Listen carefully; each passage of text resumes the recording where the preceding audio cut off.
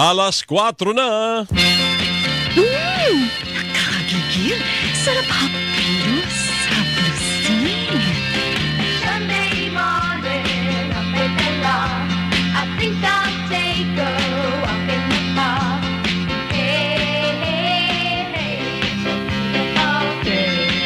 Nakakagigil. Sarap kurut-kurutin.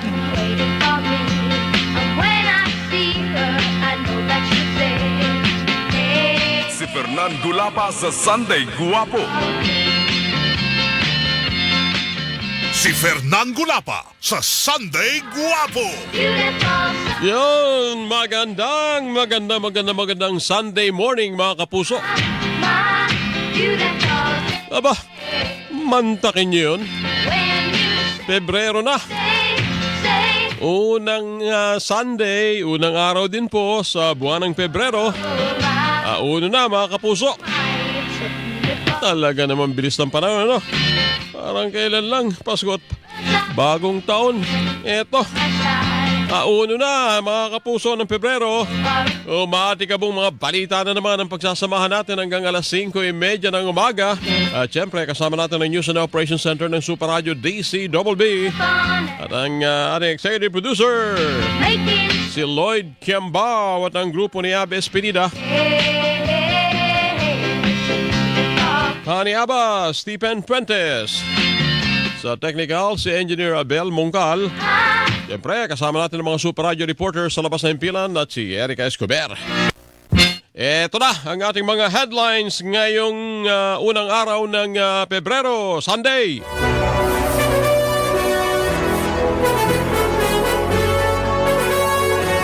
Taas presyo sa kada kilo ng liquefied petroleum gas o LPG sasalubong sa mga customer ngayong unang araw ng Pebrero.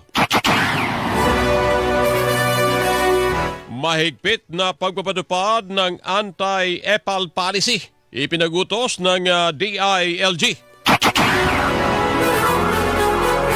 Pagkakaroon ng tinatawag na skip bus sa EDSA busway tuwing rush hour sa mga istasyon na mayroong mataas na bilang ng mga pasahero, pinag-aaralan ng Department of Transportation o DOTR. Reklamong kriminal laban sa kumpanyang pag-aari ng Pamilya Villar isinampa ng Securities and Exchange Commission.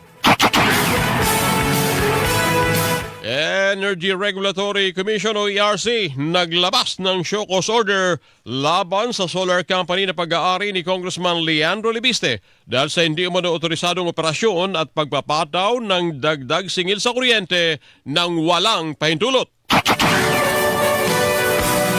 Pagsilip at pag-aaral sa mga probisyon ng saligang batas kaugnay ng impeachment napapanahon na ayon sa ilang kongresista. Reforma sa edukasyon gaya ng pagbabawas ng subject ng mga estudyante at administratibong trabaho ng mga guro isinusulong ng Second Congressional Commission on Education o EDCOM 2. At 3 pang bangkay na recover ng Philippine Coast Guard sa nagpapatuloy na search and rescue operations sa lumubog na MV Tricia Kirstine 3 sa Basilan. Bilang ng mga nasawi sa insidente umakyat na sa 36. Si Fernando Lapa sa Sunday Guwapo. Sa detalye ng mga balita, may taas presyo sa liquefied petroleum gas o LPG ang ilang kumpanya ng langis ngayong araw. Sa abiso ng Petron, simula kaninang alas 12:01 ng hating gabi, tumaas ng piso at 50 sentimo, 1.50 ang presyo ng kada kilo ng kanilang LPG. Habang ang Sulain naman, magpapatupad ng piso at 55 sentimo, 1.55 na dagdag presyo sa kada kilo ng kanilang LPG simula mamayang alas 6 ng umaga. Ang taas presyo ay bunso naman ng pagbabago sa international contract price ng LPG sa buwan ng Pebrero.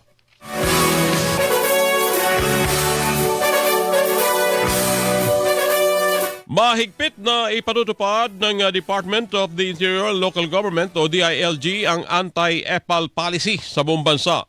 Kasabay nito, inatasan ng DILG ang lahat ng local government units at DILG offices na agaran ng alisin ng mga pangalan, imahe at pagkakahawig ng public officials mula sa mga proyekto, programa, aktibidad at ari-arian na pinondohan ng gobyerno.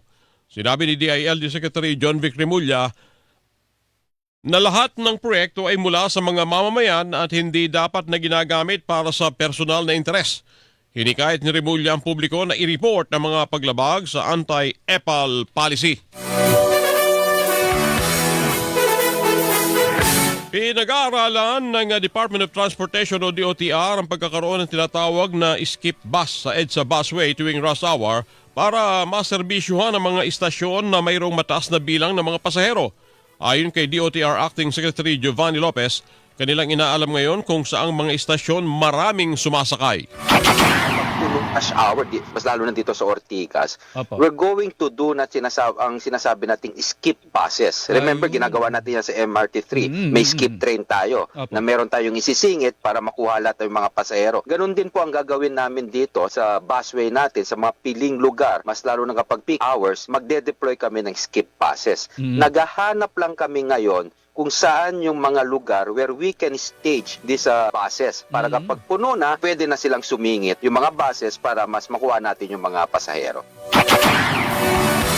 Bukod dito ay naprubahan din ng DOTR ang pagpapalabas ng karagdagang special permit para sa mga bus na bumibiyahe sa EDSA busway. When I check the approval of this EDSA busway natin, alam ko may mga 500 na mga buses ang nabigyan ng special permit upang pwedeng bumiyahe dito sa EDSA busway natin. Currently, merong mga 300 to 400 na tumatakbo, so may available naman 150. Sinabi rin ng kalihim na pinag-aaralan na rin nila ang pagdaragdag ng mga bus sa gabi at sa madaling araw, pero kanilang aalamin din ang magiging gastos sa operasyon ng EDSA busway sa ganitong oras. What we will do right now is to monitor it pagdating ng gabi at tingnan natin kung ilang dapat ang pwedeng i-deploy. Tama. No? At Opo. para to answer yung mga sinasabi natin, the needs of the commuters, pero alalahanin din po natin yung operational costs na para dito po na, na kapag we deploy more, na konti naman yung mga pasahero, Tama. dapat tingnan din natin yung kalagayan ng ating mga providers. Ang tinig ni Transportation Acting Secretary Giovanni Lopez. Isa pang malaking transport group sa Metro Manila ang nagpahayag ng suporta kay Transportation Secretary Giovanni Lopez na huwag payagan ang mga pribadong sasakyan na gamitin ang EDSA busway para sa carpooling. Ayon sa presidente ng Mega Manila Consortium Corporation na si Sheila Pascual Alberto, ikinagalak niya ang effort ni MMDA General Manager Nicolas Torre III, ngunit ang proposal na ito ng MMDA ay hindi solusyon para sa road congestion.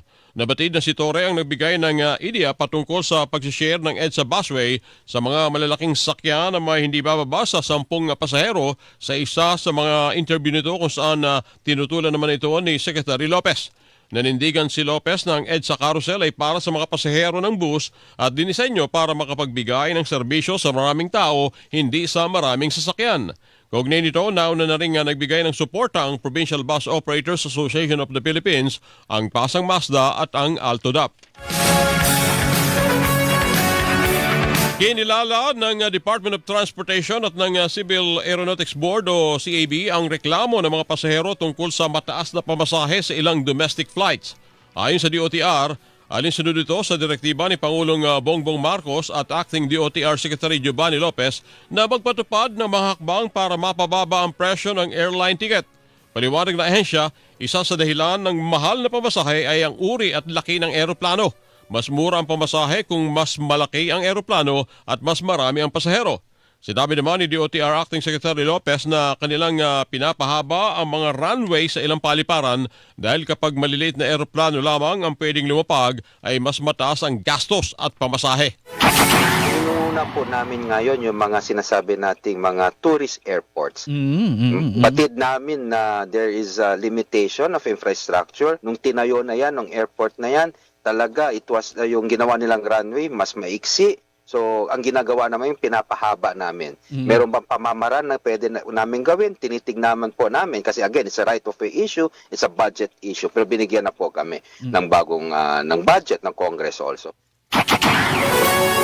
Natapos na ang proyektong ito sa Antique Airport at malapit na matapos sa Busuanga Airport sa Palawan. Gagawin din naman ng night capable ang maliliit na paliparan upang dumami ang biyahe sa araw at sa gabi na makatutulong sa pagbaba ng pamasahe. Sabi namin, i-night rating na rin natin to para at least merong option ang ating mga airlines na kahit gabi, no, pwede sila bumiyahe.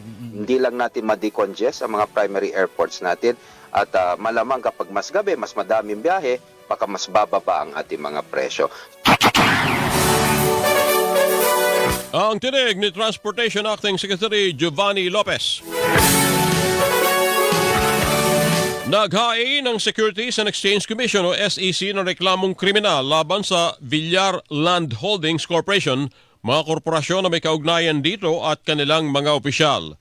Dahil umano ito sa market manipulation, insider trading at mga misleading disclosure, dahilan para maiba umano ang halaga ng shares ng kumpanya at malito ang namumuhunan dito.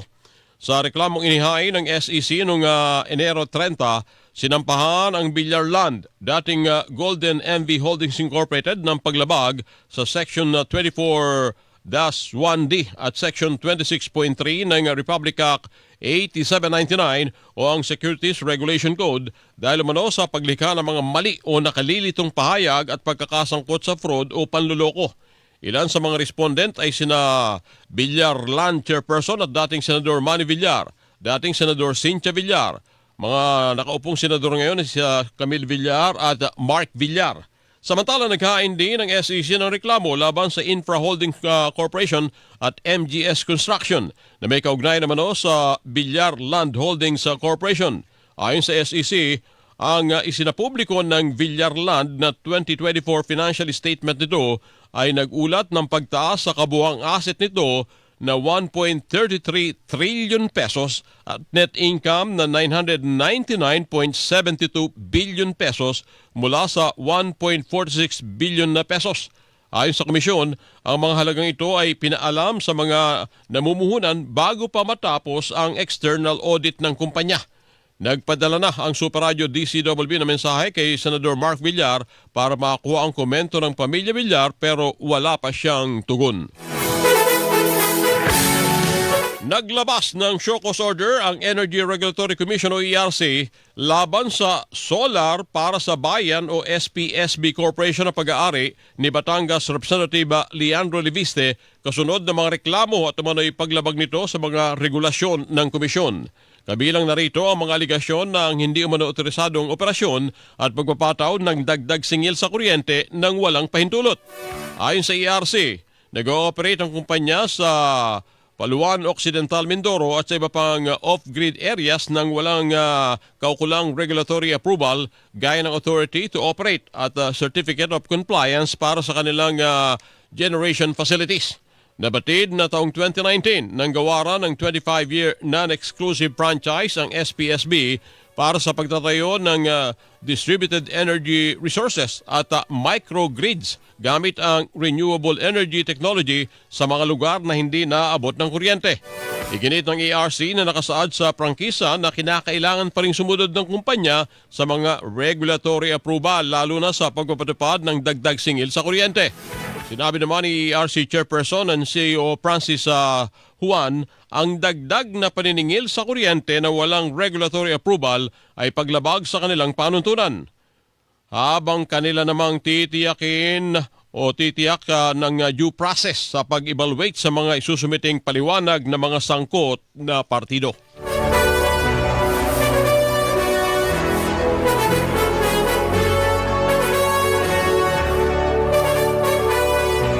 Labing 5 minuto makalipas ang alas 4 ng umaga.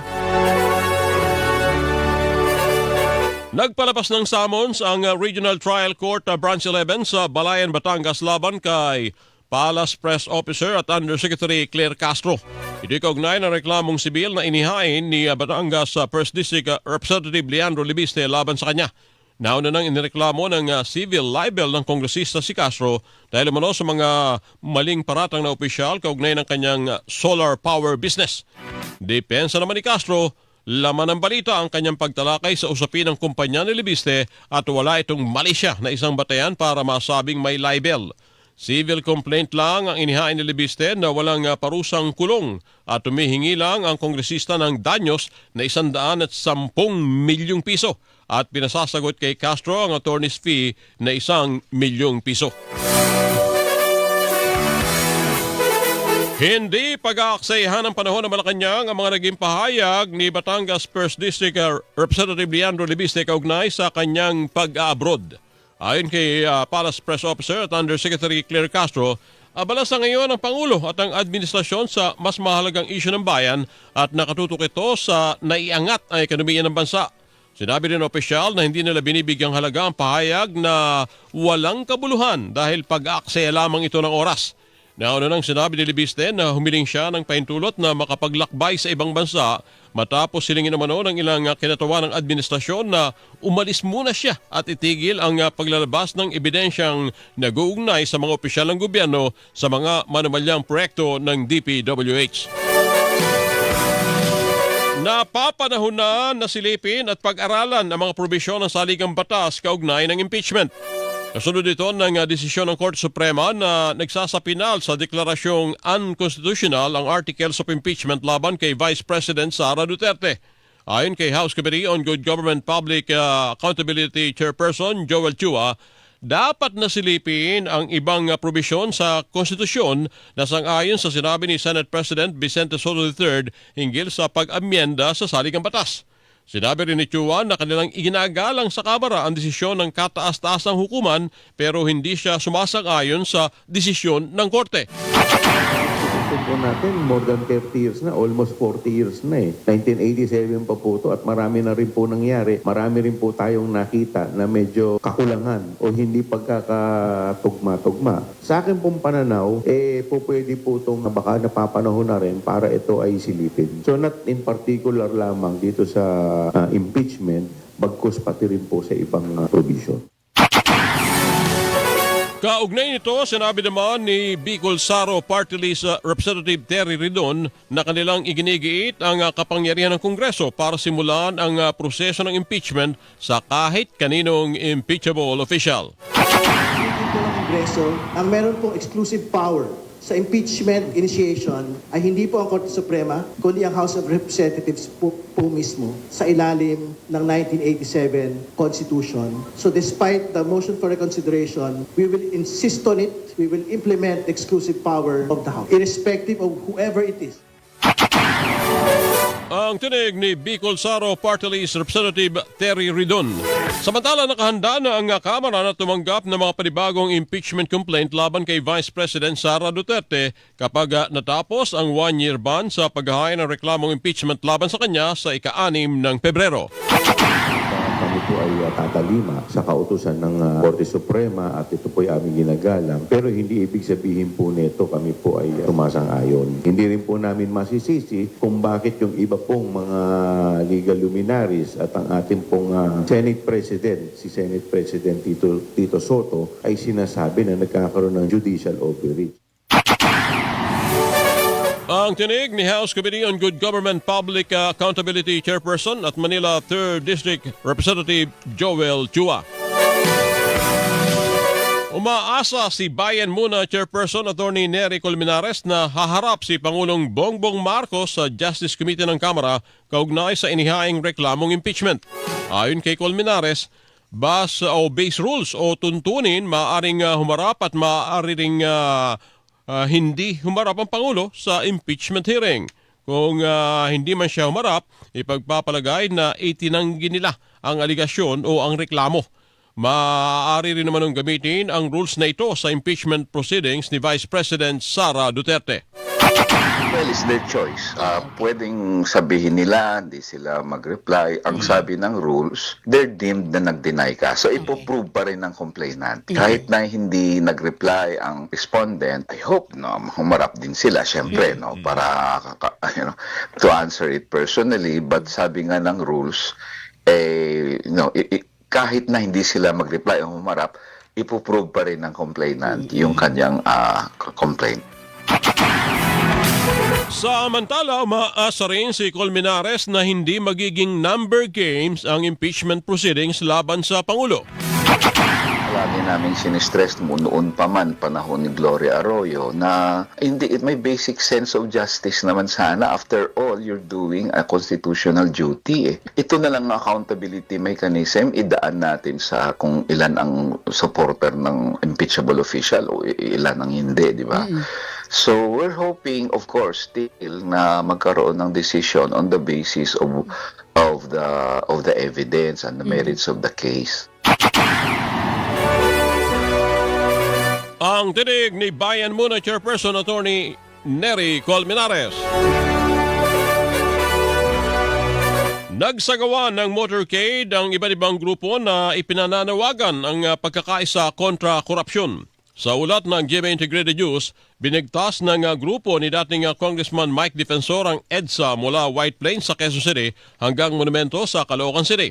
Umiikot sila sa Commonwealth Avenue at tinumbok ang Batasan Hills. Ang isang grupo naman sa pangunguna ni dating AFP Chief of Staff Hermogenes Esperon Jr. ay nagsimula sa Parañaque City at binagtas ang C5 Pamarcos Highway patungo sa Batasan Hills sa Quezon City.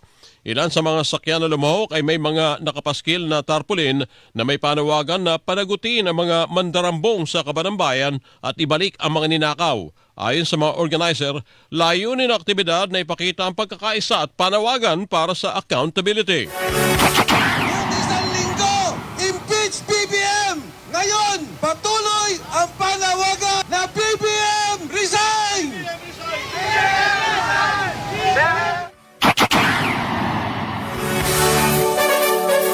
Ang tinig ni dating Congressman Mike Defensor. Pagdating sa Batasan Hills, payapa naman na nag-disperse ang mga kalahok. Sinusubukan ng GMA Integrated News na makuha ang pahayag ng palasyo kaugnay ng mga pahayag at panawagan ng grupo. Si Fernan Gulapa sa Sunday Guwapo. Drug din sa San Jose del Monte, Bulacan na lansag ng PIDEA. Olan bola, pasok Olan.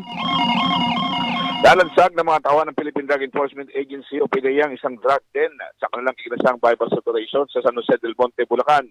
Arestado ang 3 high-value targets sa nasabing operasyon na kinilala sa alias Nasel, isang babae, 52 anyos, alias Jack, 42 anyos, at alias Pepe, 54 anyos sa barangay Muson South.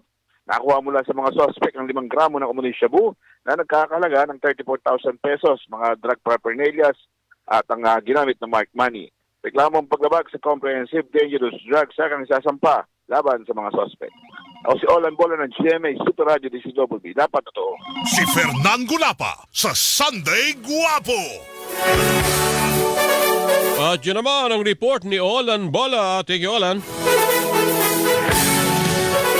Alas 4:23 ng umaga, isinusulong ng Second Congressional Commission on Education o EDCOM2 ang mga reforma sa edukasyon sa kanilang ulat kay Pangulong Bongbong Marcos.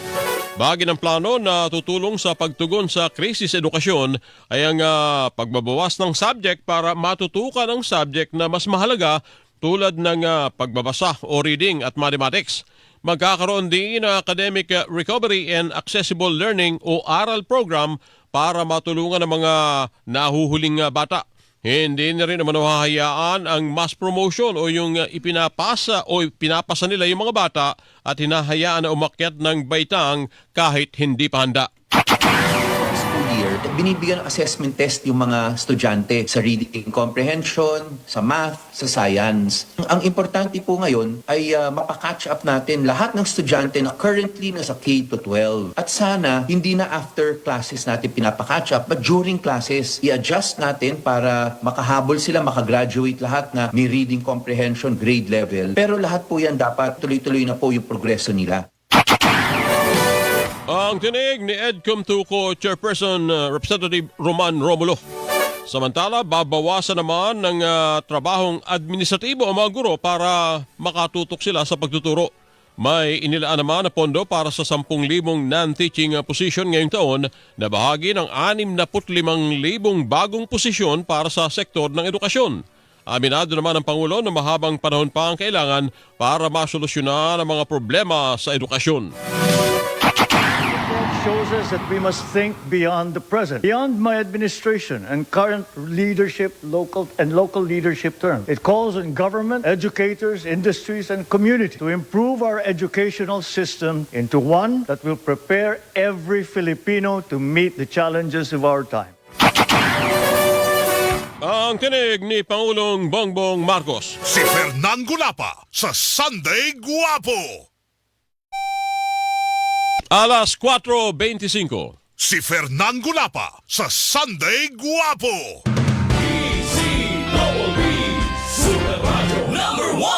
Mercury Drug, gising 24 oras sa mga piling lugar. Mercury Drug, tumutulong para sa kalusugan ng bayan. Para sa iba pang impormasyon ng kanilang serbisyo, bisitahin ang website www.mercurydrug.com. This Sunday, simula ng bagong buwan, nagpapaga agad ang mga laban. Live at the San Andres Sports Complex. San Sebastian versus Perpetual. 12 noon. LPU versus EAC. 2:30 p.m. Building Greatness. NCAA Season 101 Women's Volleyball on GTV and Heart of Asia.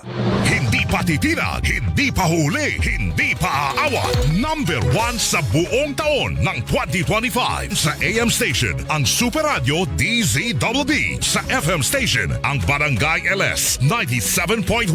Maraming salamat po dahil numero 1 kami sa inyong puso. Super Radio DZBB at Barangay LS 97.1 GMA Radio. Number 1.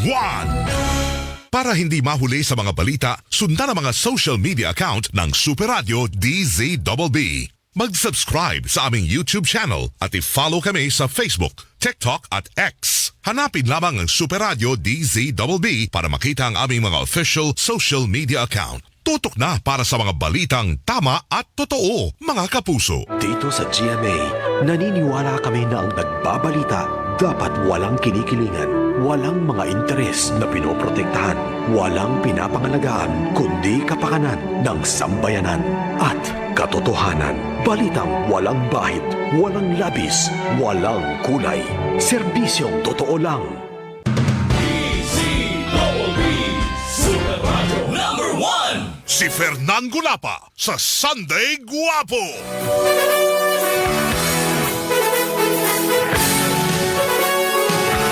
Tuloy-tuloy tayo sa mga balita ngayong Sunday.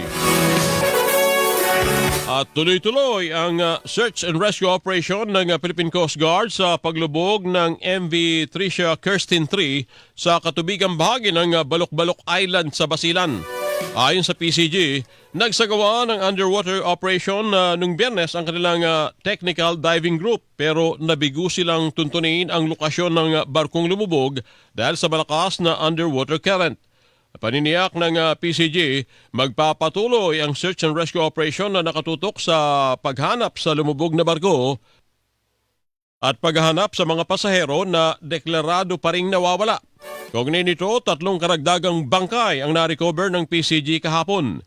Sinabi ng Coast Guard na natagpuan ang unang 2 bangkay 1:42 na madaling araw kahapon ng Joint Search and Rescue Team na binubuo ng mga ahensya ng gobyerno, mga lokal na pamahalaan at mga volunteer na maing-isda. Habang na-recover ang isa pang bangkay 2:00 ng hapon kahapon. Dahil dito abot na sa 36 ang bilang ng nakukumpirmang nasasawi sa insidente habang nananatili sa 316 ang nakaligtas. Dinala naman na ang mga na-recover na bangkay sa Zamboanga City para sa kaukulang disposisyon. Tiniyak ng Maritime Industry Authority o Marina na walang magaganap na taas pasahe patungong Zamboanga, Basilan at Sulu sa kabila ng pansamantalang suspensyon sa mga barko ng Allison Shipping Lines. Ito'y matapos ang paglubog ng Roro vessel na MV Tricia Kirsten 3 sa kadagatan na sakop ng Basilan. Batay sa abiso ng Marina, bagamat deregulated ang shipping fare sa ilalim ng Domestic Shipping Development Act, kanilang iginiit na mahigpit na pinagbabawal ang pagtaas ng pamasahe sa mga panahong sanhi ng sakuna sa karagatan. Samantala, bilang tugon sa limitadong sasakyang pandagat sa mga nasabing ruta, nagpadupad ang Marina ng relaxation order kung saan flexible ang sailing schedule upang masiguro ang tuloy-tuloy na transportasyon habang nananatiling abot kaya at ligtas ang mga biyahe sa mga apektadong ruta. Pinapayagan ng mga existing shipping operators sa ilalim na nasabing kautusan na umalis agad sakaling puno na ang barko at magsagawa ng sunod-sunod na biyahe nang hindi kailangan ng fixed schedule. Kinumpirma ng Office of the Civil Defense 11 na umabot na sa karagatan ng Indonesia ang nagpapatuloy na search and rescue operation sa mga nawawalang sakay ng MBCA Amihara. Ayon sa OCD-11, pinayagan ng pamahalaan ng Indonesia ang operasyon sa kanilang teritoryo matapos magpadalang ng sulat ang otoridad ng Pilipinas. Dagdag na ahensya, aabot na umano sa mahigit sa 4 na milyong ektarya ang nasasakupan ng search and rescue operation. Ilang debris naman ang na-recover ng mga residente sa Sarangani Bay na mula umano sa lumubog na motor bangka, kabilang ang isang door cover at life jacket. Matatandang iniulat na nawawala sa Davao Occidental ang MBCA Amihara noong Enero 19, sakay ang 16 na individual para umano sa recreational fishing.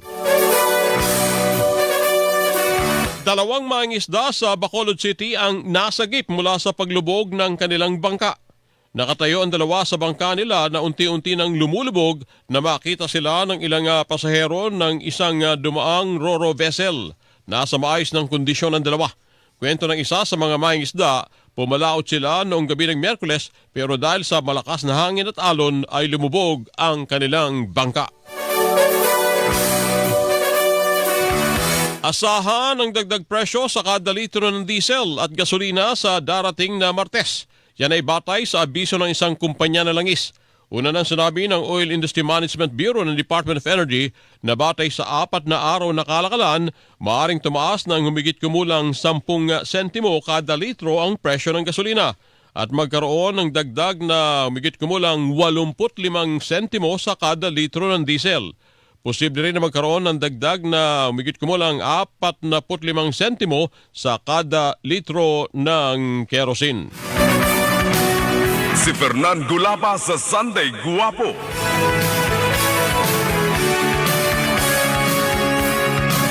Susunod sa ating mga balita ngayong Sunday. Show cause order inilabas ng LTO laban sa isang driver na nag-viral sa social media makaraang magsagawa ng mapanganib na maniobra sa lalawigan ng Cagayan. Patuloy na paglalabas ng show cause order laban sa mga pasaway na motorista, tiniyak na ahensya. 3 suspect sa pagpatay sa babaeng pulis at sa kanyang anak na aresto sa Quezon City. Cellphone ng babaeng biktima nakuha mula sa suspect. At 3 magkakahiwalay na sunog sumiklab sa Quezon City, Maynila at Pasay City. Alas 4:33 ng umaga. Si Fernan Gulapa sa Sunday Guwapo.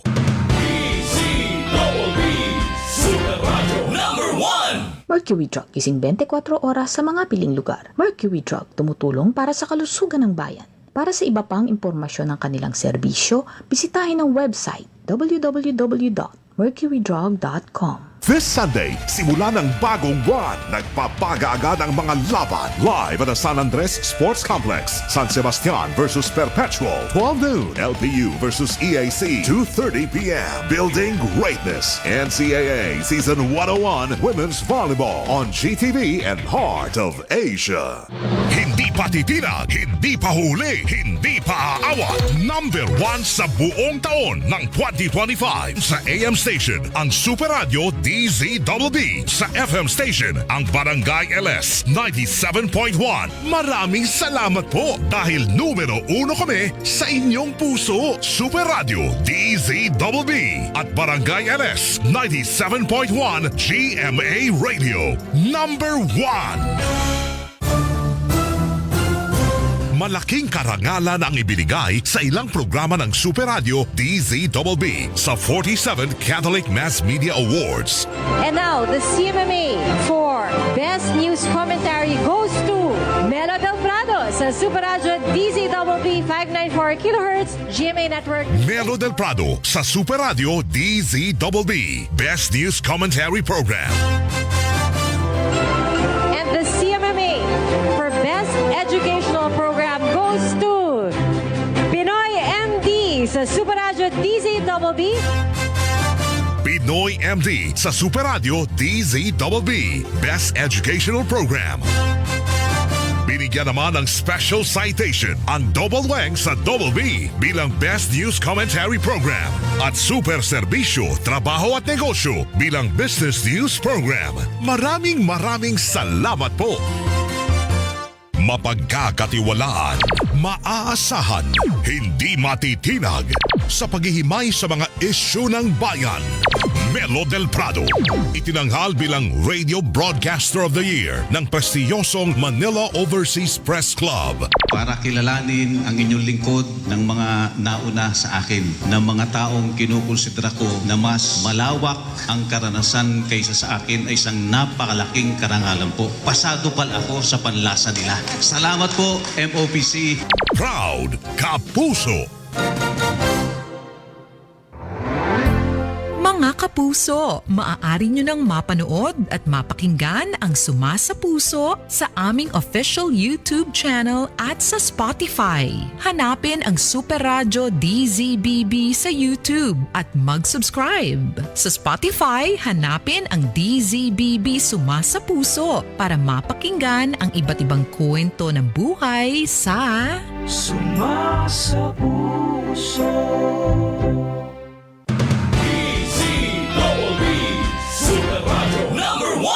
Si Fernan Gulapa sa Sunday Guwapo. Abay, happy birthday muna sa mga may birthday ngayon. Mga magdaraos ng kanilang kaarawan. Babaan na naman ang pansit nito mamaya. At sana isang katutak na birthday pa ang dumating sa inyong buhay yan eh. Tuloy tayo sa mga balita ngayong Sunday. Makikipag-ugnayan ang National Food Authority o NFA sa Food Terminal Incorporated o FTI para linawin ang mga ulat na walang supply ng 20 pesos kada kilong bigas sa ilang kadiwa store. Ayon kay Larry Lacson, administrator ng NFA, bagamat sila ang nagsusupply ng bigas para sa 20 bigas meron na program, ang FTI naman ang bumibili sa NFA at ang nagsusupply sa lahat ng kadiwa store at sa mga piling NFA warehouses. Nananatili umano na mataas ang stock ng NFA at tuloy-tuloy din ang pagbili ng FTI sa NFA. Mayroong mga kadiwa na talagang operated ni DA. May mga kadiwa na in partnership with LGU. At meron din pong mga kadiwa na rin na tinatawag namin, na tinransform na namin to kadiwa, mga NFA warehouses na strategically located. So meron pong iba-iba. So mainam itong feedback na ito para mapagtuunan ng pansin bakit nagkakaroon ng ganitong sitwasyon where in fact gusto nga natin dumami na. Samantala, tuloy-tuloy din naman ang paglulunsad sa 20 pesos kada kilong bigas sa iba't ibang lugar sa bansa. Sunod-sunod ang another launching sa Mindoro, sa Pampanga, sa Porac. 20 bigas din po ito, yung province-wide na with the LGUs. Tapos, meron din sa Tawi-Tawi, sa Wednesday ulit. So, tuloy-tuloy po ang rollout kasi sa totoo lang mas gusto po namin sa NFA at sa DA na mailabas talaga ito. Ang tinig ni Larry Lacson, administrator ng National Food Authority o NFA. Tiniyak ng NFA na maganda ang supply ng bigas sa bansa. Ayon kay Larry Lacson, administrador ng NFA, hanggang nitong Enero 15, nasa 2.5 milyong bag ng milled rice ang nakaimbak sa mga warehouse. Sa katunayan, nakatakdang mag-auction ang NFA ng mga aging supply ng bigas. Pebrero, yung more than 700,000 bags yan, i-auction ko pa. So, talaga bakit po ito yung aging stocks na? Opo, kasama po yan. Ang good stocks natin, meaning 0 to 3, roughly 2 million bags nationwide. So, marami pa po yan. Ang dami po yan. Gayunman, nilinaw ni Lacson na tuloy-tuloy pa rin ang pamimili ng bigas ng NFA at nakahanda sila na magrenta ng mga pribadong warehouse para mapag-imbakan nito. Instruct na rin po sa lahat ng rehiyon sa mga NFA offices na just in case kailangan, scouting na lahat yung area for private warehouses where we can rent. Kasi Sabi ko, para meron tayong augmentation just in case mapuno ulit. Ang tinig ni Larry Lacson, administrador ng National Food Authority. Naniniwala ang Ibon Foundation na hindi dapat na isisi sa korupsyon ang pagbagal ng ekonomiya ng bansa. Ayon kay Sunny Africa, Executive Director ng Ibon Foundation, nagsimula ang pagbagal ng ekonomiya bago pa ang kontrobersya sa mga manumalyang proyekto at bago pa ang pandemya. Hindi rin naman ito dapat na isisi sa mga bagyong dumaraan sa bansa dahil lagi namang may bagyong dumaraan sa Pilipinas. Ang mabagal na ekonomiya ay dahil hindi inalagaan ng gobyerno ng ilang dekada ang dalawang importanteng makina ng bansa. Ito daw ay yung agrikultura at manufacturing. Agrikultura natin ngayon, pinakamalit na bahagi ng ekonomiya sa ating kasaysayan. Yung manufacturing natin, pinakamalit sa halos 8 dekada, mula noong 1949 pa. So, kami sa Ibon, hindi kami nagugulat na kulang ang trabaho at mahirap ang Pilipinas kasi yung dalawang makina mo, pinabayaan ng mahigit 4-5 dekada. Kasabay nito, sinabi ni Africa na sa loob ng 2 hanggang 3 taon ay maaring maisaayos ang sektor ng agrikultura basta tutukan at bigyan ng sapat na pondo. Sa agrikultura, sa loob ng 2-3 taon, panawakin ng irigasyon, bigyan support ang mag-asaka, walang duda, kaya mapamura bigas at lahat ng pagkain natin. Bigyan lang sapat na budget atensyon at proteksyon. Mahihirapan lamang umano sa manufacturing pero dapat na itong sibulan. Noong panahon ni unang Pangulo Marcos, walang plano para industrialize yung bansa. Yung medyo malayong tanaw, ang tingin palagi, halimbawa, ay hindi, mas muna na mag-import na lang tayo ng mga produkto. Hindi na sasapul doon, yung pag-produce ng produkto ay pag-produce din ng trabaho. Hindi tayo nag-produce ng produkto, ang tinutulungan natin magkaroon ng trabaho, yung inaangkatan natin ng produkto. Ang tinig ni Sunny Africa, Executive Director ng Ibon Foundation. Nakapagtala ang PBOX ng 5 volcanic earthquakes at mahigit sa 300 rockfall events sa bulkang Mayon sa Albay sa nakalipas na magdamag noong Sabado. Kahapon, ayon po sa PBOX, nakapagtala rin ang ahensya ng 47 pyroclastic density current o uson habang patuloy naman ang pagdaos-dos ng lava flow mula sa bunganga ng bulkan. Abot naman sa 2,304 na tonelada ng asupre ang ibinubuga ng bulkan sa taas na 100 metro mula sa crater sa direksyong Hilagang Kanluran at Timog Kanluran. Patuloy naman ang naobserbahang ground deformation o yung pamamaga ng dalisdis ng bulkan. Nananatili sa Alert Level 3 ang bulkang Mayon. Personal na ininspeksyon na kahapon ni Public Works and Highway Secretary Vince Dizon ang konstruksyon ng Santo Cristo Flyover sa Pampanga. Napaglaman na 2023 pa sinimulan o halos 3 taon na ginagawa ang proyekto na magsisilbing sanang alternatibong ruta para maibsan ang mabigat na traffic sa MacArthur Highway sa Angeles City. Ayon kay Dizon, kaya sanang tapusin ang tulay sa loob lamang ng 1.5 taon kung hindi lamang tingi-tingi ang budget. Dahil dito ay pinagutos ng kalihim na ponduhan na ng buo ang konstruksyon ng flyover para matapos na ito sa Hunyo ng susunod na taon at gumaan na ang daloy ng trapiko sa nasabing lugar. Muling binuksan ng DPWH para sa lahat ng uri ng sasakyan ang bahagi ng Bukidnon Davao Road sa bayan ng Quezon, Bukidnon. Iti matapos na gumuho ang isang bahagi ng kalsada noong Oktubre ng nakaraang taon na ikinasawi ng 2 individual na lulan ng isang tricycle. Ayon sa tanggapan ng DPWH Region 10, kanilang natapos ang detour road malapit sa pinangyarihan ng insidente na may habang 460 kilometro. Sa ngayon ay tinatapos na lang ng DPWH Region 10 ang 2 linya ng kalsada kung saan kinakailangan pa itong buhusan ng asfalto. Sinabi rin ng kagawaran na lalagyan rin ang detour road ng slope protection system, drainage o daluyan ng tubig at patitibayin ang lupa sa paligid para maiwasan na ang pagguho ng lupa.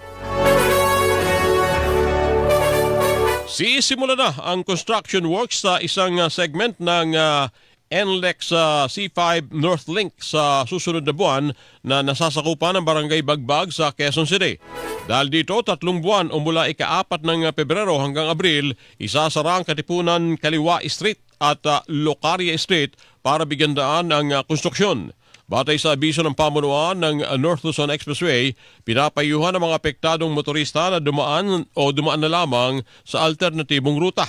Ang mga sasakyang galing Novaliches at patungo ng Quirino Highway ay pinadadaan sa Berkeley Street at P. de la Cruz o kaya naman ay sa King Christopher Street, habang ang mga manggagaling naman ng NLEX at papunta ng Novaliches ay maaaring dumaan sa Mindanao Avenue, Tullahan Bridge patungo ng General Luis Street.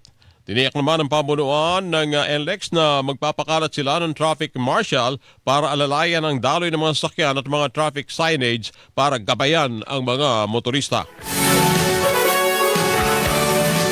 14 na minuto bago mag-alas 5 ng umaga, simula ngayong araw ay sasara ang bahagi ng kalsada ng North EDSA hanggang West Avenue sa Quezon City.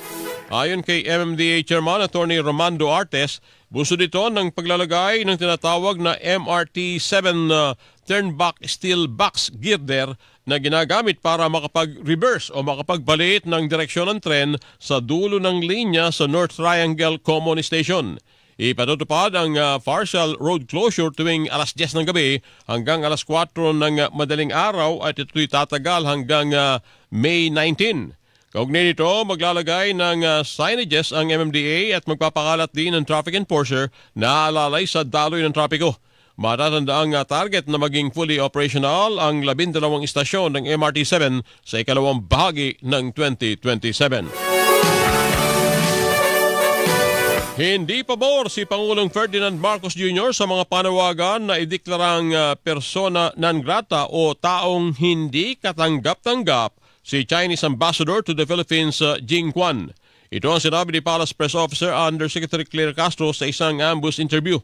Una nang sinabi ng DFA, Department of Foreign Affairs, na diplomasya pa rin ang pairalin sa mga usaping panlabas ng bansa. Samantala, nagsagawa rin ng bilateral talks kahapon ng senior diplomats ng Pilipinas at ng China sa Cebu sa sidelines naman ng Association of Southeast Asian Nations o ASEAN Ministerial Meeting. Sa isang pahayag, sinabi ng DFA na nagkaroon ng palitan ng kuro-kuro ang magkabilang panig tungkol sa maritime issues at iba pa.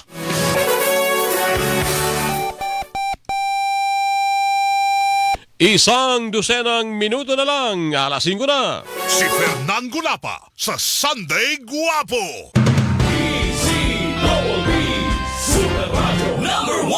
Mga kapuso, ako po si Lala Roque. Salamat ha sa pagtitiwala at ramdam na ramdam namin ito sa taong 2025. Kaya naman ang Super Radyo DZBB ay number 1. At ngayong 2026, hayaan niyong manatili kaming inyong mata, tenga at boses sa inyong bahay, buhay at sa lipunan. Basta radyo, solid DZBB tayo!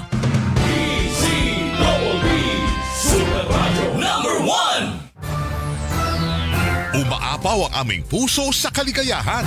Mga pagkilalang tinanggap ng Super Radio DZBB mula sa hanay ng mga mag-aaral.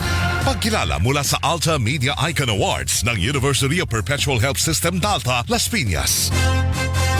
Super Radio DZBB itinanghal bilang Best AM Radio Station. Miss Tony Aquino ng programang Suma sa Puso itinanghal bilang Best AM Radio Female Personality at sa idinaos na ikalawang Malabon Ahon Awards 2025. Best Malabon Ahon Radio Promoter Melo Del Prado, Best Malabon Ahon Field Reporter Alan Gatus at Best Malabon Ahon Public Service Feature ang Alam Nyo Ba ni Paolo Villena. Lubos ang aming pasasalamat sa inyong patuloy na pagtitiwala, mga kapuso. Taus-puso po ang aming pasasalamat sa muling pagkilala ng People Management Association of the Philippines sa Super Radio DZBB sa 13th Makatao Awards for Media Excellence. Ginawaran ng special citation ang Super Radio DZBB bilang Station of the Year. Kinilala naman si Joel Reyes-Obel bilang Best Radio News Program Host at Best Radio Public Affairs Program Host. Itinanghal naman bilang Best News Public Affairs Program ang Saksi sa Double B. Para sa inyo ito, mga kapuso. Para hindi mahuli sa mga balita, sundan ang mga social media account ng Super Radio DZBB. Mag-subscribe sa aming YouTube channel at i-follow kami sa Facebook, TikTok at X. Hanapin lamang ang Super Radio DZBB para makita ang aming mga official social media account. Tutok na para sa mga balitang tama at totoo, mga kapuso. Super Radio number 1. Si Fernan Gulapa sa Sunday Guwapo. Tuloy-tuloy tayo sa mga balita ngayong Sunday. Nakatanggap ang Anti-Money Laundering Council o AMLAC ng panibagong freeze order kaugnay sa investigasyon sa Manumalyang Flood Control Project.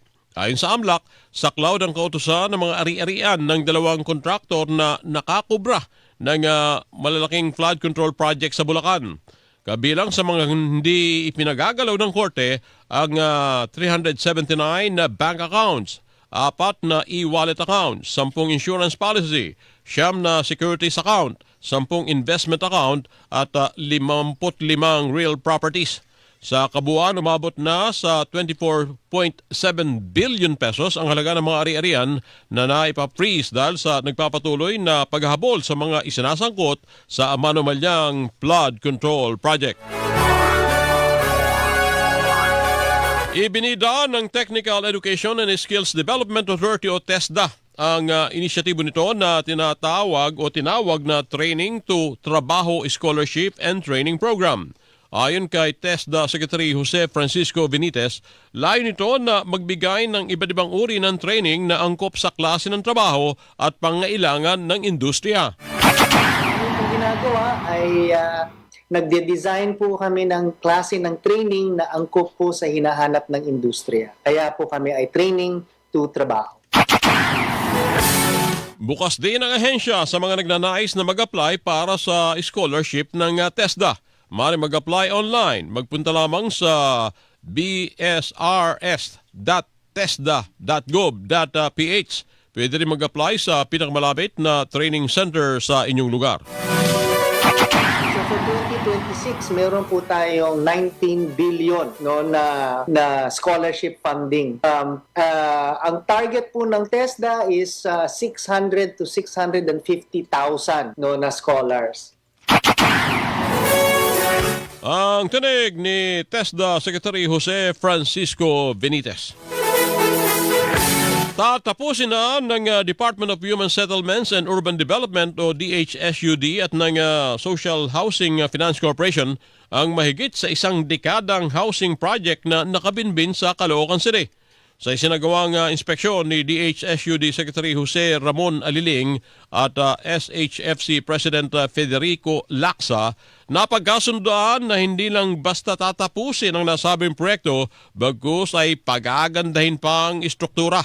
Nagbigay ng mungkahi ang DHSUD Chief na maglagay ng mga common facilities at malawak na espasyo para sa nasa 5,000 benepisyaryo. Pinasimula ng nasabing proyekto noong 2014 at 2015 at ipagpapatuloy ito sa ilalim ng pambansang pabahay para sa Filipino program ng pamahalaan. Kaugnay nito, sakaling makumpleto ang nasabing proyekto, ito ay may kabuang 35-floor rising building. Nag-deploy ng 3 barko at isang aircraft ang Philippine Coast Guard sa Baho de Masinloc para tiyakin ang seguridad at kaligtasan ng mga Pilipinong mangingisda na sakay ng 40 hanggang 50 bangka mula pa noong Enero 26. Partikular na sa posibleng harassment ng 3 China Coast Guard vessel na namataan sa lugar. Ayon sa PCG, ang deployment ay kaugnay ng programang Kadiwa para sa bagong bayaring mangingisda na layuning suportahan ang mga mangingisda sa West Philippine Sea. Ang mga mangingisda ay tumanggap din ng suporta kabilang ang fuel subsidy, inumin, yelo at food packs para mapalawig ang kanilang paglalayag lalo at galing pa mga ito sa Zambales, Bataan, Pangasinan at Mindoro. Git naman ng PCG, magpapatuloy sa pangingisda ang mga Pilipino at bibigyan proteksyon ng PCG alinsunod sa UNCLOS 2016 Arbitral Ruling at Philippine Maritime Zone Act. Hindi ibinababa ng Bureau of Quarantine ang kanilang alerto sa pagbabantay sa mga taong pumapasok sa bansa, meron man o walang banta ng Nipah virus.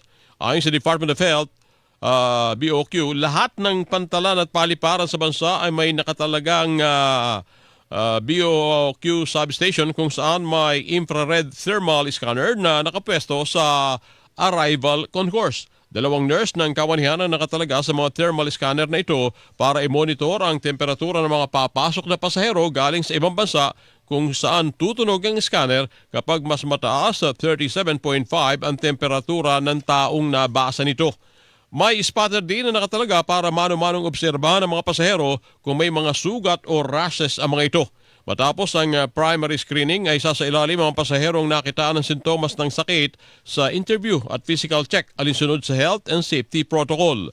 Bukod sa nasabing proseso, may health declaration checklist din sa e-travel app na kailangan kumpletuhin ng lahat ng papasok na pasahero sa bansa na magkukumpirma kung galing sa mga bansang may virus ang pasahero.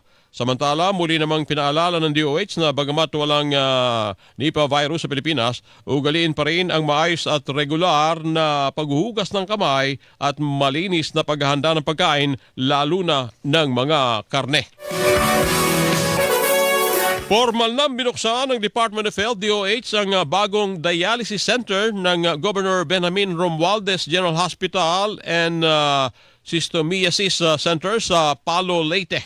Yan ay bilang tugon sa tumataas na bilang ng mga kaso ng acute kidney injury at chronic kidney disease sa Eastern Visayas. Ayon sa DOH, layunin ng bagong unit na bawasan ang pasanin ng mga pasyente, partikular na mga lokal na residente ng Palo, malalayong barangay at mga kalapit na munisipalidad.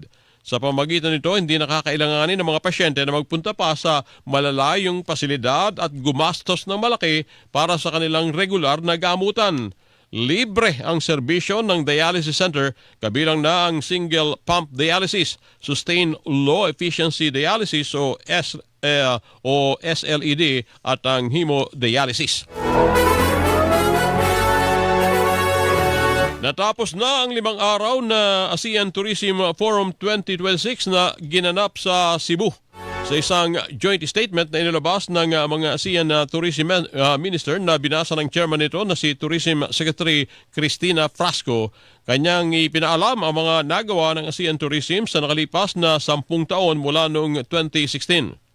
Tulad ng pinahusay na pagpapatupad ng Asian Tourism Standard at ang pagpapalakas ng regional tourism marketing ng turismo at nakita rin ang patuloy na pagbangon ng turismo pagkatapos ng pandemya.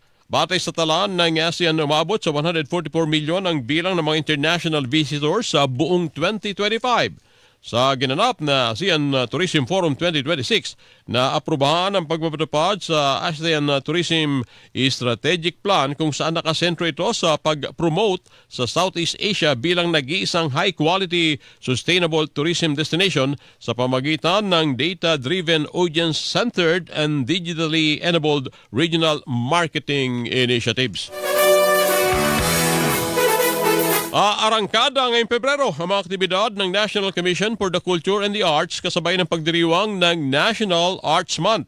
Ayon sa NCCA, kabilang sa mga ikinasang aktibidad ay katatampukan ng mga art exhibit at visual art shows, dula, sayaw at teatro, konsyerto at musika, mga workshop at demonstrasyon, cultural at heritage tours at mga lecture at forum. Ilan sa mga ikinasang aktibidad ng NCCA ngayong araw ay ang parada ng mga sining na gaganapin sa Rizal Park sa Maynila na susundan ng concert sa Rizal Park Open Air Auditorium. Sisimula naman ang Art Federate sa Pebrero 6 sa Likhang Filipino Exhibition Hall sa Pasay City at ang 6 ng tanghal na nakasentro naman sa pagpupugay sa mga tagumpay ng mga Pilipinong artist sa 27 sa Metropolitan Theater sa Maynila. Mas marami pang mahirap na pamilyang Pilipino ang makikinabang sa mas murang kuryente. Yan ay matapos na aprubahan ng Department of Energy, Department of Social Welfare and Development o DSWD at ng Energy Regulatory Commission ERC ang otomatikong pagpasok ng mga kwalipikadong 4-piece households sa Lifeline Rate Subsidy Program. Sa ilalim ng Joint Resolution Number 01 Series of 2026, hindi na kailangan mag-apply pa ang mga benepisyaryo ng 4Ps dahil automatiko na silang irirehistro sa programa gamit ang datos mula sa DSWD at mga electric utility. Ayon kay Energy Secretary Sharon Garin, layunin ng hakbang na ito na gawing mas mabilis at mas madali ang pagbibigay ng tulong sa mga pamilyang mahirap magbayad ng kuryente. Ang Lifeline Rate Subsidy Program ay diskwento sa buwanang bayarin sa kuryente ng mga may mababang kita na pamilya. Sa ilalim nito, ang mga kwalipikadong consumer na may konsumo na 0 hanggang 50 kWh kada buwan ay makatatanggap ng 100% diskwento sa bayarin sa kuryente. Alas 5 na. Si Fernan Gulapa sa Sunday Guwapo. Number 1. Malaking karangalan ang ibinigay sa ilang programa ng Super Radio DZBB sa 47th Catholic Mass Media Awards. And now, the CMMA for Best News Commentary goes to Melo Del Prado sa Super Radio DZBB 594 kHz GMA Network. Melo Del Prado sa Super Radio DZBB Best News Commentary Program. And the CMMA for Best Educational Program goes to Pinoy MD sa Super Radio DZBB. Pinoy MD sa Super Radio DZBB Best Educational Program. Binigyan naman ng special citation ang Double Wang sa Double B bilang Best News Commentary Program at Super Serbisyo, Trabaho at Negosyo bilang Business News Program. Maraming salamat po! Your bill, sir. What? 14,000 pesos for dinner? 1,400 only, sir. Price check or eyes check for expert eye care, state-of-the-art facilities, affordable eyewear. Go to EO Executive Optical. Your bill, sir.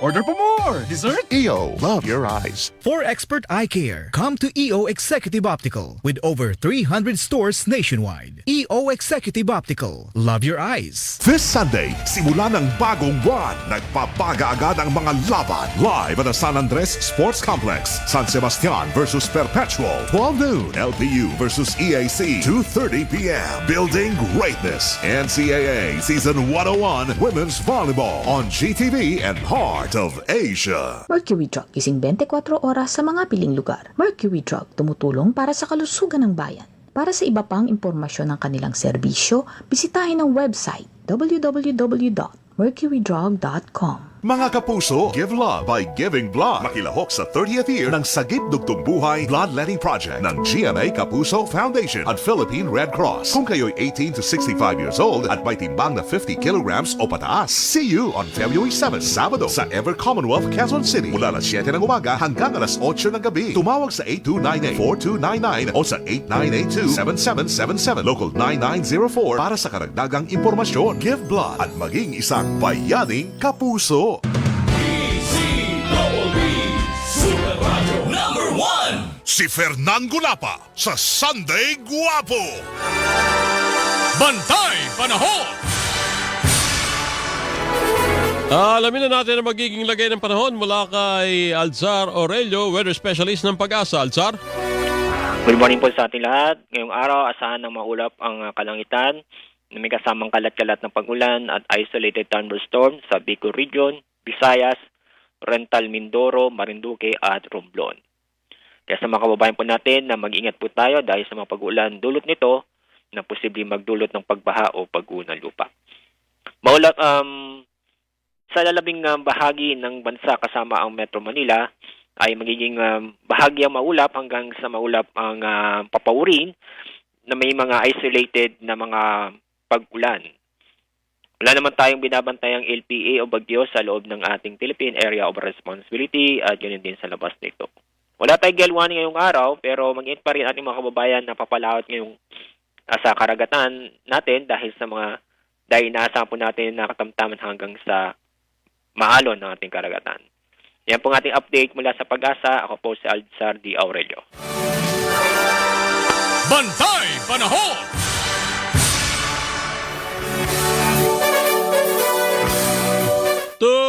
Tuloy tayo sa mga balita ngayong Sunday.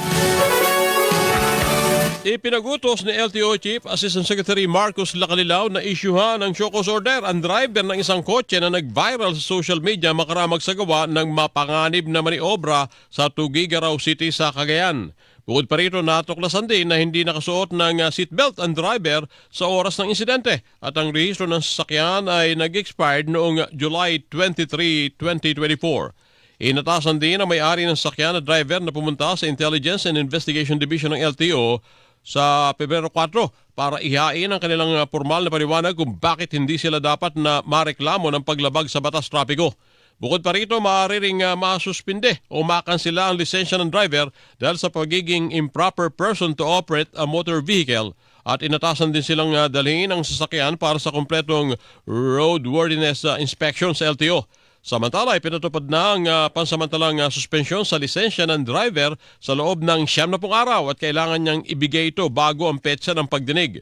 Inilagay na rin ang sasakyan sa alarm status para pigilan ang anumang transaksyon hanggang sa matapos ang investigasyon.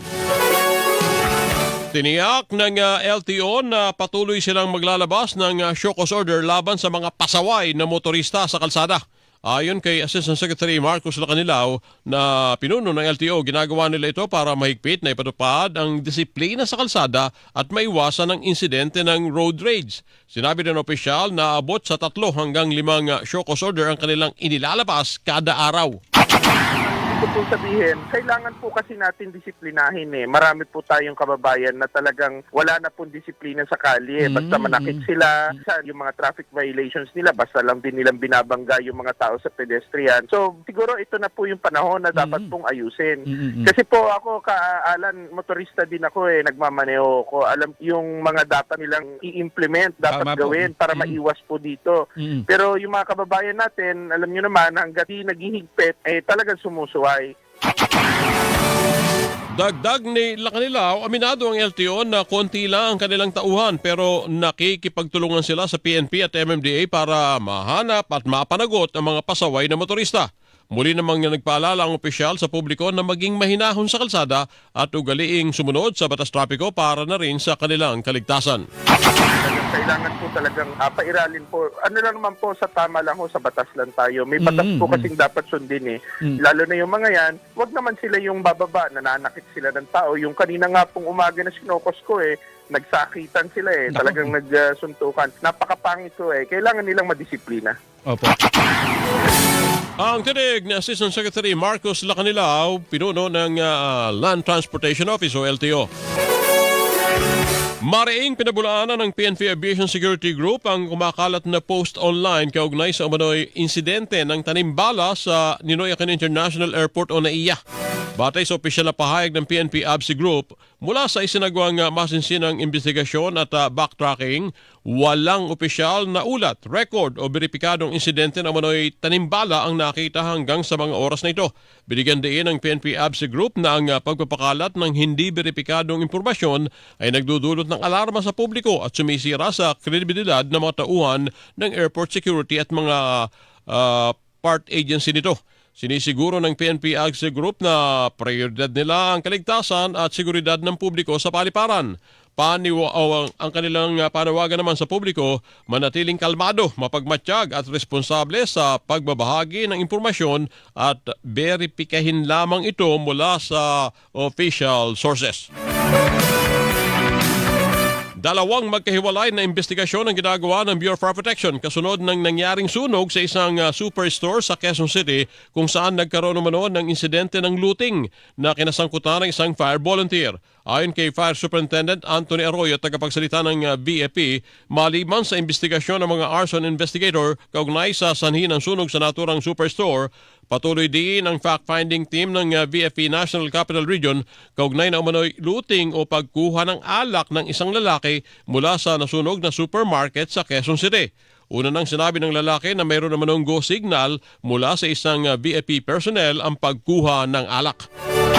Ito naman ay mula sa BFP NCR na nagsasagawa ng investigasyon naman patungkol sa alleged looting.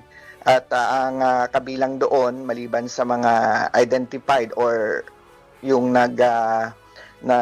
lumabas no, na inaamin yung kanyang ginawang kamalian from the breakaway, shall we say, no, group na hindi naman lehitimong fire volunteer.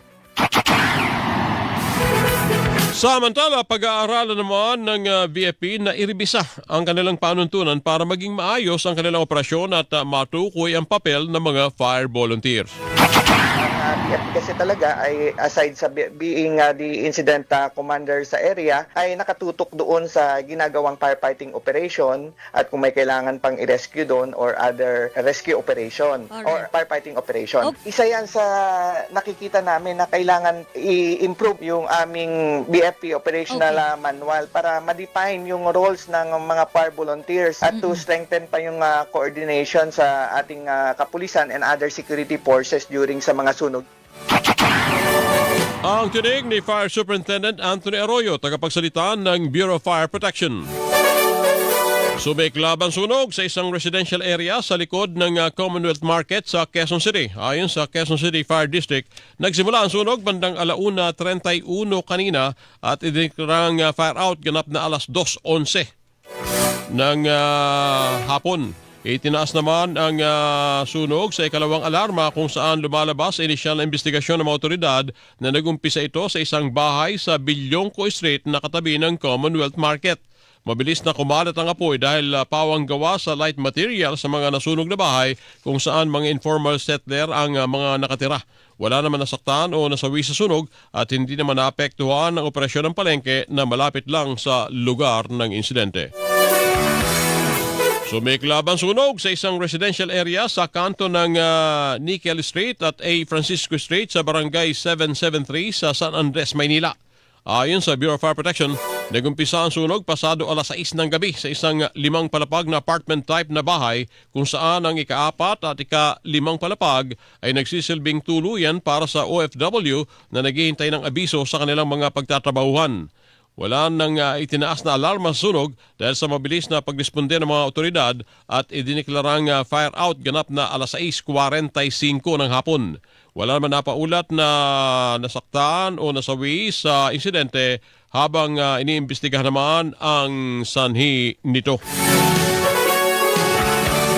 Sumiklab ang sunog sa isang residential area sa Gamban Street, Barangay 139, Pasay City kahapon. Ayon sa Bureau of Fire Protection, Pasay, nagsimula ang sunog pasado 7:32 ng hapon at umabot sa ikalawang alarma. Naapula ang apoy eksaktong 9:20 o 9:28 kagabi. 3 individual ang nagtamo ng minor injury sa sunog na patuloy na inaalamansan ni at halaga ng pinsala sa ari-arian. Nasabat ng PNP Highway Patrol Group sa isang checkpoint ang 3 truck na naglalaman ng frozen meat na abot sa ito'y abot sa 75 tonelada. Ayon kay Police Lieutenant Naday Malang, tagapagsalita ng Highway Patrol Group, pinara ang mga truck dahil sa kawalan ng papeles ng kanilang mga sasakyan. Nang inspeksyonin ng mga truck, dito na tumambad sa mga otoridad ang mga frozen meat na wala ring kaukulang papeles.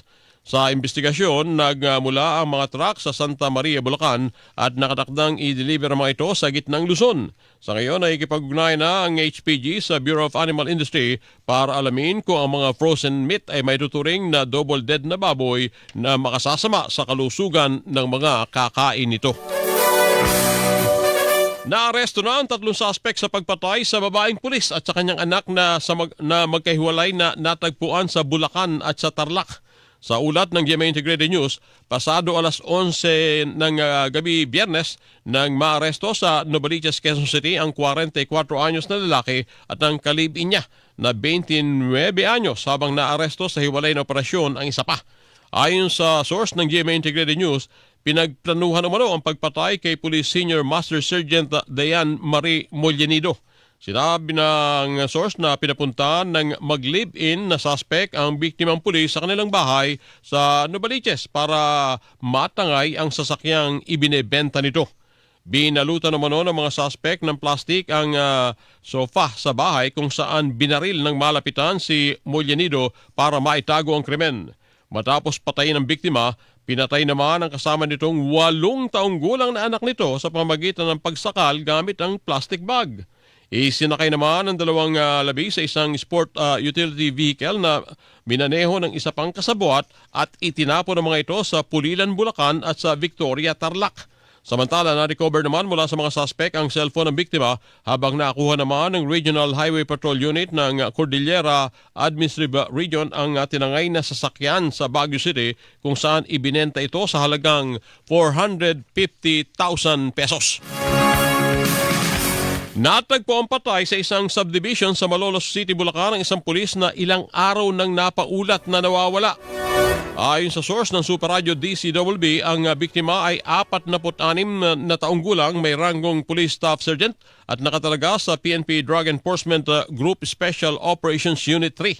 Bago ang pagkakadiskubre sa biktima, huling nakitang buhay ang biktima noong Enero 24 ng umaga matapos magpaalam sa kanyang misis na lalabas at pupunta ng barangay Panasahan, Malolos City para kumuha ng seafoods.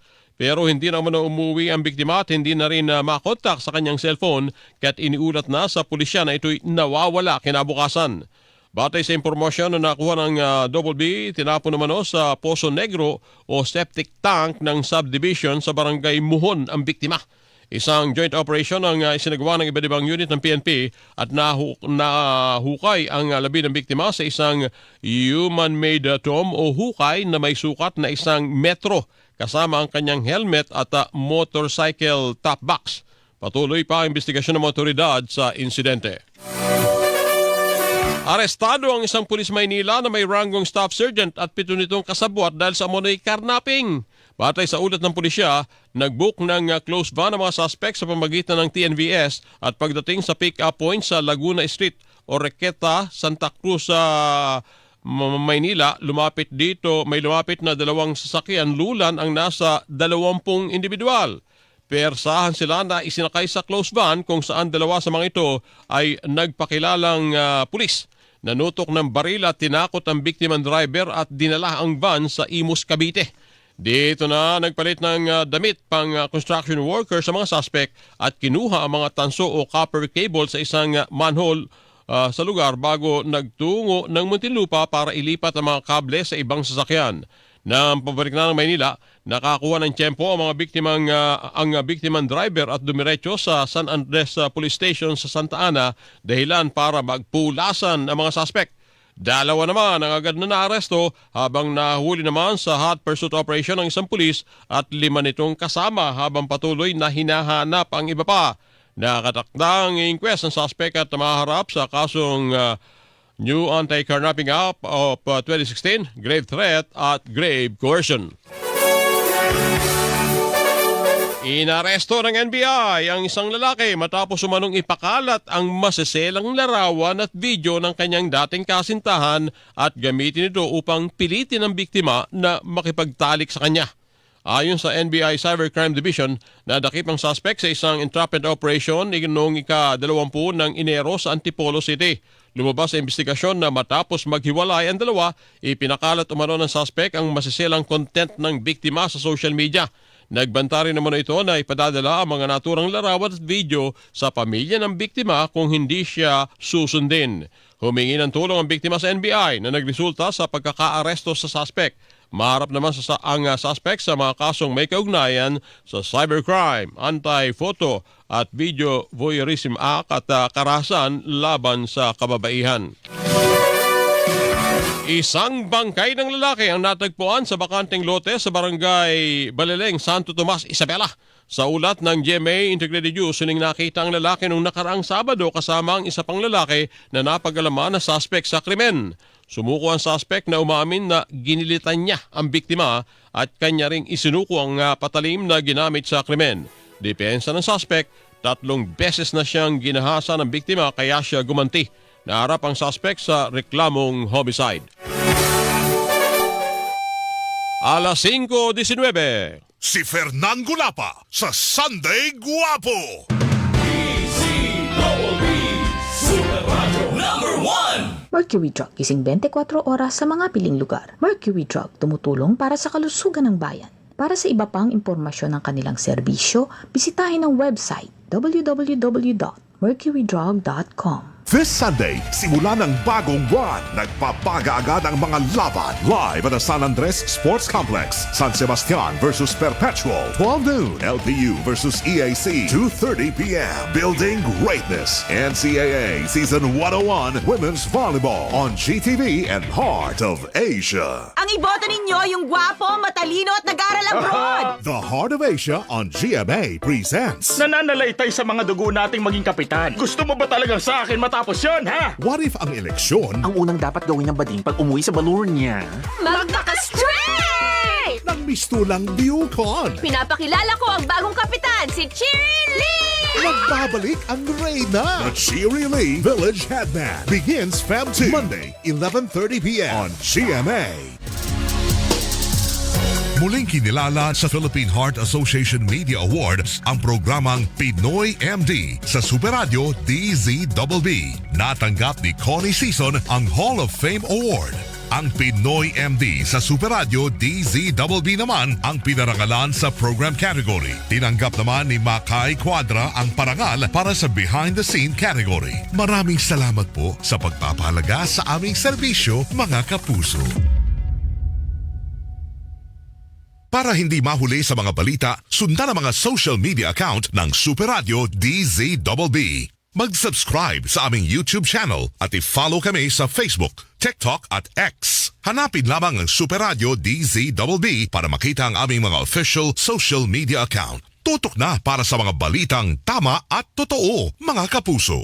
Hindi pa titinag, hindi pa huli, hindi pa aawat. Number 1 sa buong taon ng 2025 sa AM station, ang Super Radio DZBB. Sa FM station, ang Barangay LS 97.1. Maraming salamat po dahil numero 1 kami sa inyong puso. Super Radio DZBB at Barangay LS 97.1 GMA Radio. Number 1. Super Radio number 1. Si Fernan Gulapa sa Sunday Guwapo. Yun, happy birthday sa mga nag-celebrate ng kanilang birthday today. Unang araw ng Pebrero, unang Sunday din po yan. Uno na mga kapuso ng Pebrero. Sana isang katudak na birthday pa ang dumating sa inyong buhay eh. At yung mga suki natin kanina pa nakatutok, si Nelson Malinaw, si Ramil De Quiña, Ireneo Akdal, Kabiding, Raimundo Benamin, Leo Glenlao, Cirilo Capistano, Risa Cabugos. At gandang umaga din kay Ginoong Jean Payumo, Erica Resurrection, Halsey Pascual, Joel Loira, Eden Tatad, Butch Avena, Saturnino Layay Sr. At nandiyan rin po si Ferdi Perez, Luzminda Serot, Augusto Dumalaon, Risa Cabugos, Mauro John Aspillaga, Normito Maatubang, Antonina Fangon, Jovi Cabura, Linda Miranda at si Evelyn Sorbito. Yan. Mabuhay po kayo. At sana'y nasa mabuti kayong kalagayan sa mga oras na ito. Ano po? Gayon din kay Vladimir De Leon, kay Mercedes Castro, Noel Galliano, Gary Nogales, si Russell Benutapa, Maria Teresa Danugro, Cirilo Capistano Jr., Melody Lim at si John Arvin de la Cruz. At ang mga giniginaw dyan po sa Canada, ang mag-sweetheart.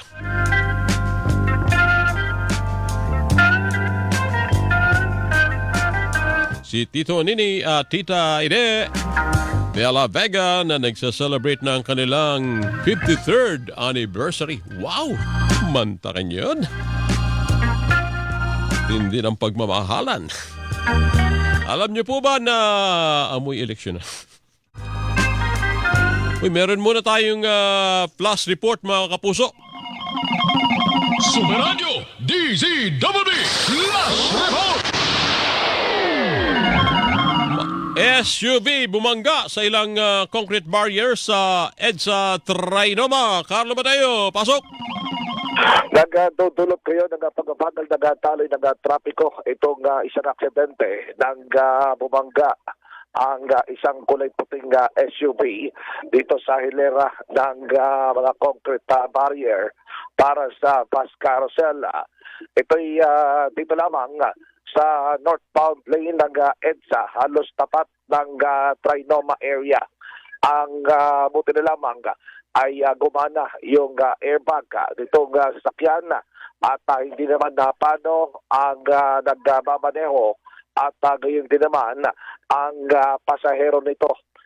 Ayon sa initial na impormasyon dito sa mga operatiba ng MMDA na mabilis namang responde dito sa lugar, di umano ay naalangan at para napaidlip pa yung nagmamaneho, kaya sila ay tumama dito sa mga barriers na ito.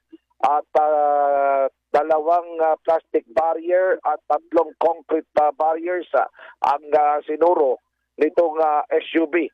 Kaya't makikita na halos maturog yung harapang bahagi nitong sasakyan. Dahil nga sa pagtagas na rin ng langis, ay nilagyan na rin ng mga kusot nitong MMDA itong lugar upang makaiwas sa ano pa mang aksidente o dun sa posibleng pagdulas ng mga sasakyan. Dahil na rin sa aksidente ito, Fernan, ay naapektuhan din itong biyahe ng mga NASED sa bus carousel dahil ito nga yung kanilang daanan.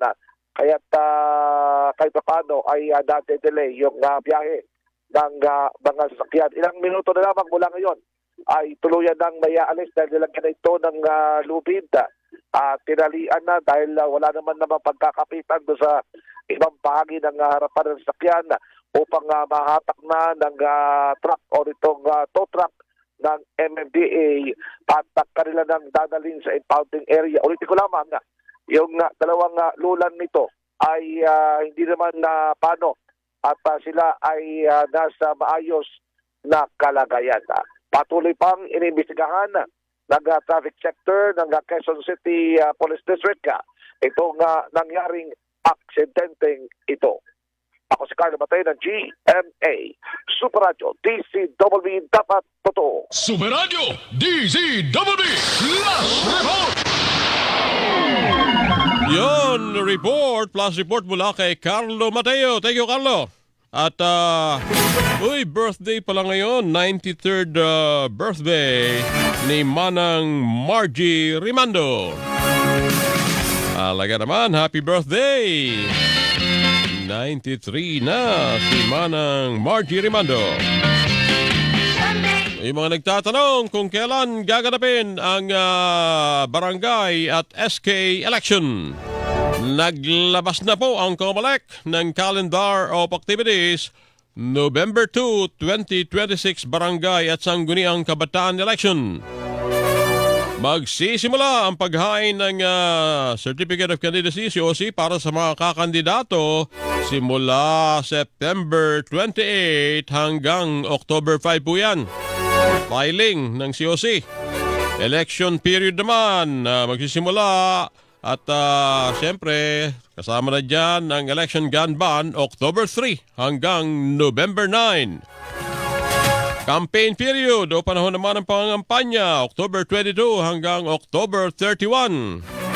Liquor ban at pagbabawal sa pangangampanya ay patutupad sa bisperas at sa mismong araw ng eleksyon sa November 1 at sa November 2. Ayun, November 2 po ang barangay at SK election.